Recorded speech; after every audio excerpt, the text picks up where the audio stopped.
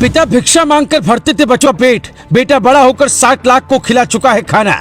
पर्ची का सच आया सामने, लाखों लोग मानते हैं भगवान, पर यह है पंडित धीरेंद्र की पूरी सच्चाई।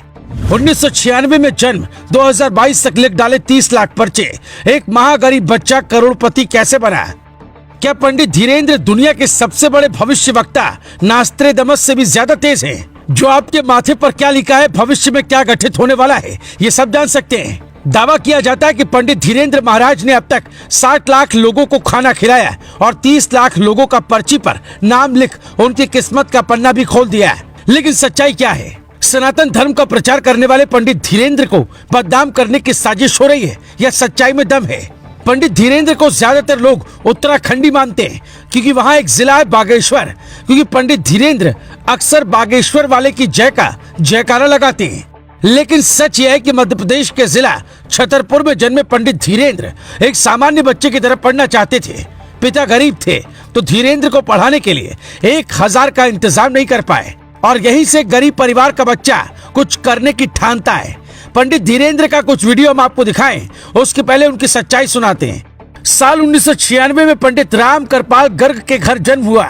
मध्य प्रदेश के छतरपुर में एक छोटा सा गांव है जिसका नाम है गड़ा। यहाँ कुल 2 पीढ़ियों का इतिहास है। धीरेंद्र के दादा की वहाँ काफी इज्जत थी, दरबार लगाकर दुखों को हरने का दावा करते थे। लेकिन धीरेंद्र पढ़कर इंजीनियर बनना चाहते थे, हालांकि होनी को कुछ और मंजूर था। हमने कुछ लोगों से फोन पर बात की तो पता चला गांव से 5 किलोमीटर दूर धीरेंद्र का स्कूल था, वहां वो पैदल जाकर पढ़ने जाया करते थे। फिर इंटर की परीक्षा पास की और तब तक सब कुछ सामान्य रहा। लेकिन जैसे ही धीरेंद्र का एडमिशन बीए में हुआ, उन्हें कुछ आभास होने लगा। पहले ये बात उन्होंने परिवार को बताई कि किसी के साथ क्या बुरा हो रहा है, मैं ये देख पा रहा हूँ। ये सब करीब 6 महीने चला और अचानक धीरेंद्र पंडित धीरेंद्र महाराज बनने की राह पर चल पड़े। पहले दादाजी की तरह घर पर दरबार लगाया और जब सफलता मिलती गई तो पंडित धीरेंद्र ने आचार्य बनकर संत जीवन की तरफ खुद को मोड़ लिया। परिवार में एक भाई और बहन को छोड़ धीरेंद्र बागेश्वर धाम की दुनिया में पहुंच गए। यहीं से गरीब परिवार का गरीबी में पैदा हुआ बेटा आज यहाँ तक पहुंच गया। दावा किया जाता है कि पंडित धीरेंद्र कृष्ण शास्त्री ने अब तक 30 लाख लोगों का पर्चा लिखा है। यानी उनसे मिलने कोई आता है तो वो पहले ही देखकर अंदाजा लगा लेते हैं कि किसके मन में क्या चल रहा है। अब ये हकीकत है या अफसाना, ये तो भगवान जाने, पर बात में कुछ दम है। कहते हैं 26 साल की उम्र में 30 लाख पर्चा लिख डाला है। अगर हम ये उनकी उम्र के 15वें साल से पर्चा लिखना शुरू करें तो कुल 11 साल होते हैं। यानी 4015 दिनों में 30 लाख पर्चा लिख पाना कितना संभव है? इसका गणित समझिए। एक दिन में करीब 700 से ज्यादा पर्चे लिखे होंगे, जो थोड़ा प्रैक्टिकल नहीं लगता है।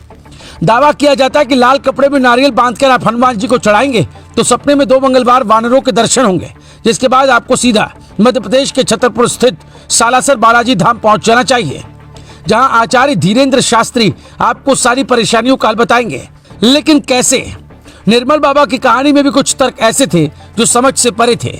जैसे आपने कहीं गाय देखी थी? हाँ बाबा, देखी थी, तभी आपकी कृपा रुकी है। अगली बार गाय दिखे तो 2 रोटी खिलाना, कृपा आनी शुरू हो जाएगी। अब सवाल ये है कि किस व्यक्ति ने गाय नहीं देखी होगी, किस व्यक्ति ने समोसे के साथ चटनी नहीं ली होगी या मंदिर का घंटा नहीं बजाया होगा। निर्मल बाबा ऐसे तर्क देते थे जो आपके साथ होता ही होता था और आप वहीं फंस जाते थे। इसलिए आज निर्मल बाबा कहाँ हैं ये किसी को पता नहीं। हालांकि हम नहीं कहते हैं कि धीरेंद्र महाराज के साथ कुछ ऐसा है। कुछ दिन पहले एक महिला उनकी पोल खोलने का दावा कर रही थी, जिसका वीडियो वायरल हुआ था।